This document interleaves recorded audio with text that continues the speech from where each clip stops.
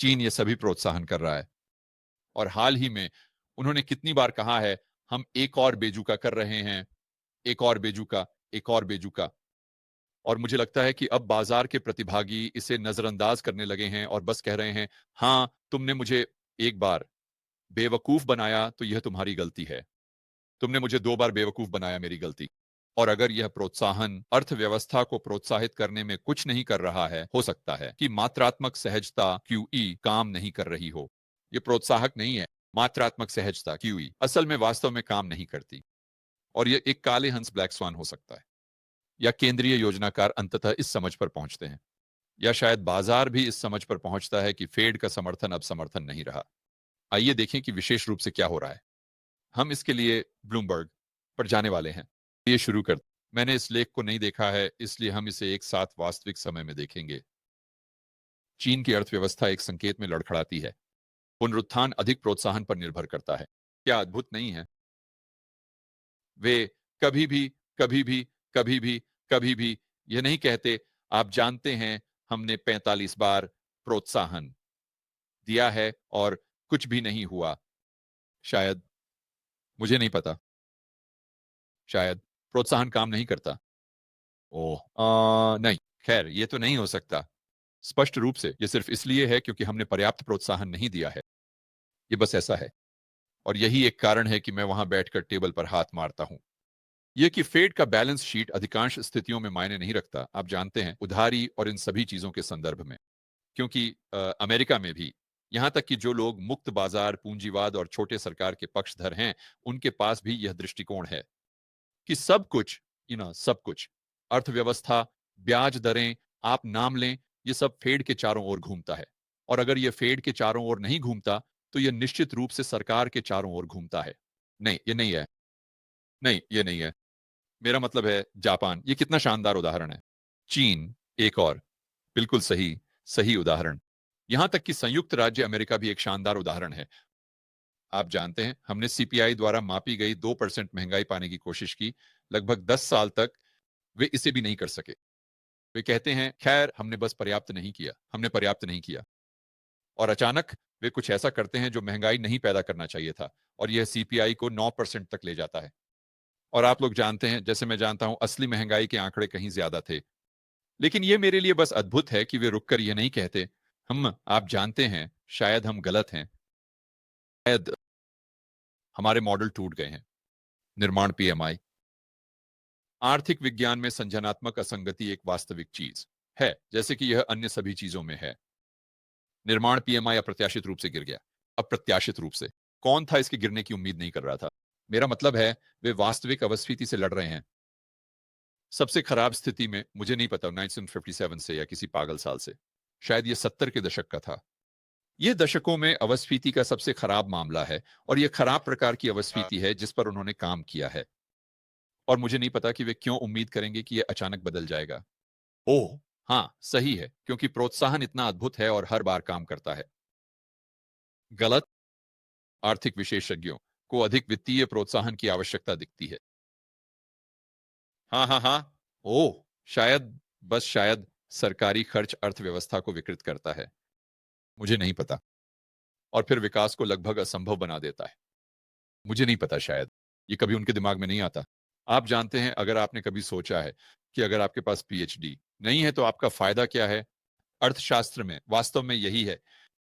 ये बिल्कुल वैसा ही है जैसा कमला ने बताया, कि अगर आपके पास पीएचडी नहीं है, अर्थशास्त्र में आप सीमित नहीं हैं, आप उस पर निर्भर नहीं हैं जो हुआ है, या जो भी वह बेवकूफी भरा कहावत था। यही आपका फायदा है जो आपके पास सभी तथाकथित अर्थशास्त्रियों और विशेषज्ञों पर है। आप वास्तव में बस पुराने जमाने की सामान्य समझ का उपयोग कर सकते हैं। इन सभी पागल किंजियन पाठ्य पुस्तकों द्वारा आपका दिमाग नहीं धोया गया है। जनवरी में फैक्ट्री गतिविधि 3 महीनों के विस्तार के बाद सिकुड़ गई, जिसमें विनिर्माण खरीद प्रबंधन शामिल है। तो आपको बस ये छोटा सा चीनी का झटका मिलता है, फिर अचानक सब कुछ वापस चला जाता है और भी खराब हो जाता है। तो आप एक कदम आगे बढ़ते हैं, 2 कदम पीछे। यही है कि सरकारी खर्च कैसे अर्थव्यवस्था को विकृत करता है। निराशा के बाद अन्य आधिकारिक आंकड़े आए जो दिखाते हैं कि पिछले साल अर्थव्यवस्था के लिए सरकारी वित्तीय समर्थन कमजोर था। और वैसे आप अच्छी तरह जानते हैं, चीन आंकड़ों के बारे में झूठ बोल रहा है। मेरा मतलब है, आप सोचते हैं कि मैं आपको यकीन दिला सकता हूं कि वे इसे मीठा नहीं बना रहे हैं, या मैं माफ कीजिए, मैं आपको यकीन दिला सकता हूं कि वे इसे मीठा बना रहे हैं। तो अगर वे ये भी मान रहे हैं कि आंकड़े खराब हैं, तो मैं गारंटी देता हूं कि ये 10 गुना बदतर है। एक साथ मिलाकर नवीनतम आंकड़ों से पता चलता है कि दुनिया की दूसरी सबसे बड़ी अर्थव्यवस्था रुकने के जोखिम में है। सरकार समर्थन नहीं करती। स्टंप, ये तो एक टाइपो होना चाहिए। जब तक सरकार और अधिक पैसे नहीं देती ही। मुझे नहीं पता कि वे यहां क्या कहने की कोशिश कर रहे हैं, लेकिन आप लोग समझ गए। वे कह रहे हैं ये जैसे गाय की घंटी है। उन्हें बस हमें और गाय की घंटी की जरूरत है, और अधिक गाय की घंटी। हमें बस और गाय की घंटी की जरूरत है। ओह आदमी, बिना अधिक विकास समर्थक रुक के। मुझे पता है कि एक अधिक विकास समर्थक रुख क्या हो सकता है। नियमों को कम करने के बारे में क्या, कम्युनिस्ट देश न बनने के बारे में क्या ख्याल है, मुझे नहीं पता। शायद कम्युनिज्म आर्थिक विकास के लिए अच्छा नहीं है। हाँ, हाँ, हाँ। ओ लड़के, तो यहां एक चार्ट है जो दिखा रहा है कि फैक्ट्री गतिविधि कैसे धीमी हुई। तत्कालता केवल बढ़ रही है क्योंकि ट्रंप चीनी निर्यात पर टैरिफ लगाने की धमकी दे रहे हैं। हाँ देखो, और मैं वहां बैठ जाऊंगा। और मुझे टैरिफ्स नफरत हैं जब बात आर्थिक नीति की होती है। मुझे लगता है कि वे मुझे लगता है कि वे एक शुद्ध नकारात्मक हैं अमेरिकी नागरिकों वाने के लिए। हालांकि कुछ लाभ हैं, फिर से ये लागत लाभ है ना।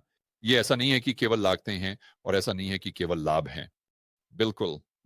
अमेरिकी लोगों के लिए कुछ लाभ हैं इन टैरिफ्स के मामले में, लेकिन कुल मिलाकर यही है जिस पर आपको ध्यान देना चाहिए। लेकिन खैर, मुझे ये आर्थिक नीति के रूप में नफरत है, लेकिन ये एक साधन के रूप में अद्भुत हैं। अगर आप चाहें तो एक बातचीत का औजार।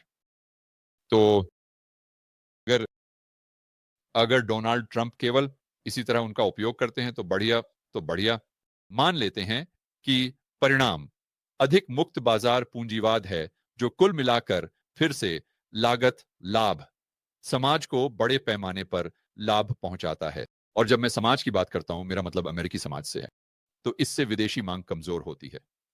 एक ऐसे समय में जब घरेलू उपभोक्ता, और न केवल यही, लेकिन चलिए याद करते हैं, अगर ट्रंप टैरिफ लागू करते हैं तो चीन क्या करेगा?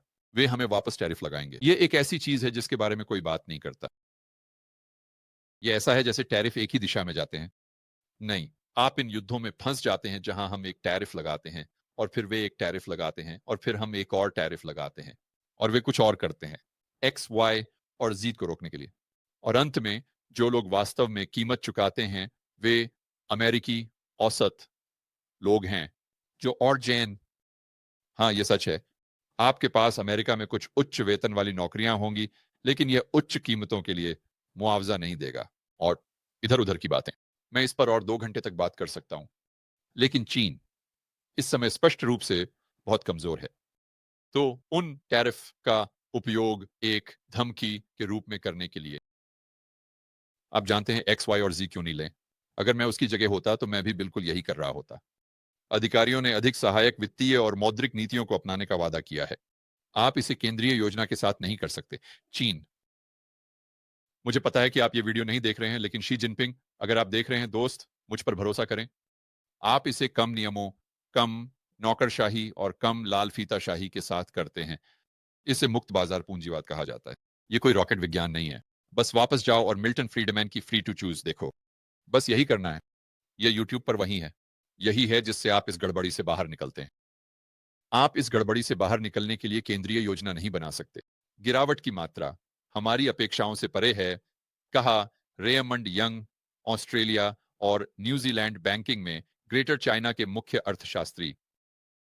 एक मजबूत वित्तीय नीति जोड़ते हुए और रिजर्व आवश्यकता अनुपात में कटौती। अरे मुझे थोड़ी राहत दो, आप मजाक कर रहे हैं। वे रिजर्व अनुपात को कम करने की बात कर रहे हैं, जैसे कि इससे कुछ होगा। देखो, मैं इसके बारे में बस कुछ सेकंड के लिए बात करूंगा, क्योंकि यह संयुक्त राज्य अमेरिका पर भी लागू होता है। हालांकि हमारे पास कई बैंकों के लिए अब कोई रिजर्व आवश्यकता नहीं है। हमारे पास एक था, और लोगों को लगा कि बैंकों के लिए वास्तव में यह किसी प्रकार की बाधा थी। यह नहीं था, यह बस पूरी बकवास है। अब बस ये बहुत भोला है, यह विश्वास करना कि बैंक ऐसे होंगे, ओ हम $1 अरब उधार दे सकते हैं और इस पर सारा मुनाफा कमा सकते हैं। लेकिन भाई, हम ऐसा नहीं करने वाले हैं। क्योंकि हमें उस रिजर्व आवश्यकता का पालन करना है। मतलब आओ यार, इससे बचने के इतने सारे तरीके हैं। और वैसे चलो ये मान लेते हैं कि आप एक बैंक हैं और आपके पास 10% रिजर्व आवश्यकता है जिसे आप वास्तव में मान रहे हैं। और मान लीजिए कि आप आर्थिक क्षितिज की ओर देखते हैं और आप केवल मंदी अवस्फीति ही देख रहे हैं। आप देख रहे हैं कि प्रोत्साहन काम नहीं कर रहा है। क्या आप बाहर जाकर पैसे उधार देंगे अगर वे आपकी रिजर्व आवश्यकता को बस कम कर दें? बिल्कुल नहीं। बिल्कुल नहीं, क्योंकि ये जोखिम और इनाम के बारे में है। आप वह जोखिम नहीं लेने वाले हैं। आप क्या करने वाले हैं? आप शायद अमेरिका के ट्रेजरी खरीदने वाले हैं, ट्रेजरी, या आप चीनी सरकार का कर्ज खरीदने वाले हैं।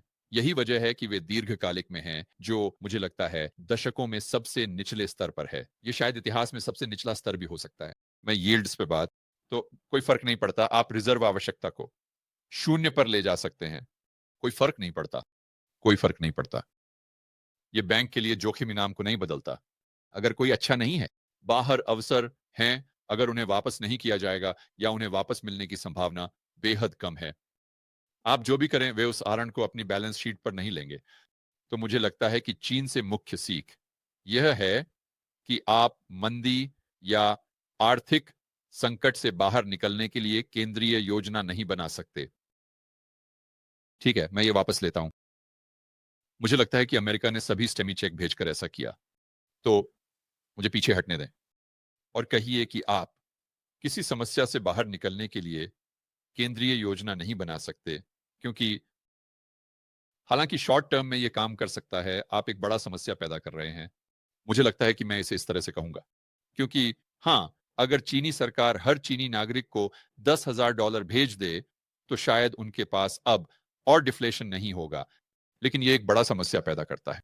याद रखें, यहां कोई समाधान नहीं है, केवल व्यापार बंद है। तो यहां एकमात्र तरीका या सबसे अच्छा दृष्टिकोण जो आगे जाकर एक बड़ा समस्या नहीं पैदा करेगा, वह होगा कम केंद्रीय योजना, ज्यादा केंद्रीय योजना नहीं। यह मुख्य सीख है। कम से कम यही मुख्य सीख है जो मुझे चीन में अभी हो रही घटनाओं से मिलती है। नमस्ते दोस्तों, मैं आप हर एक को इस साल के रेबेल कैपिटलिस्ट लाइव में शामिल होने के लिए व्यक्तिगत रूप से आमंत्रित करना चाहता हूं। यह एक अद्भुत सम्मेलन है जो मैं हर साल आयोजित करता हूं। यह आपको एक बुलेट प्रूफ पोर्टफोलियो बनाने में मदद करता है। यह आपकी व्यक्तिगत स्वतंत्रता और आजादी को बढ़ाने में मदद करता है, और साथ ही यह आपके नेटवर्क के आकार को भी बढ़ाने में मदद करता है। दूसरे शब्दों में, आपको बहुत से समान विचारधारा वाले व्यक्तियों, साथी रेबेल कैपिटलिस्ट से मिलने का मौका मिलता है। ये ऑरलैंडो में 35 मई से 25 मई तक होगा। पिछले वक्ताओं में Robert Kiyosaki, Ron Paul, Peter Schiff, Mike Maloney जैसे लोग शामिल रहे हैं। लिन ऑल्डन, बस कुछ नाम लेने के लिए। तो अपने टिकट जल्दी से जल्दी पाने के लिए और ये जानने के लिए कि इस साल के रिबेल कैपिटलिस्ट लाइव में कौन बोल रहा है, आप इसे rebelcapitalistlive.com पर देख सकते हैं। और बस एक छोटी सी अंदर की जानकारी, अगर आप अपने टिकट जल्दी ले लेते हैं तो आपको छूट मिल सकती है, क्योंकि जैसे जैसे हम कार्यक्रम के करीब पहुंचते हैं टिकटों की कीमत बढ़ती जाती है। तो इंतजार मत करो, rebelcapitalistlive.com पर जाएं अभी और अपने टिकट ले लो। और मैं आपको 35 मई से 25 मई तक ऑरलैंडो में मिलूंगा।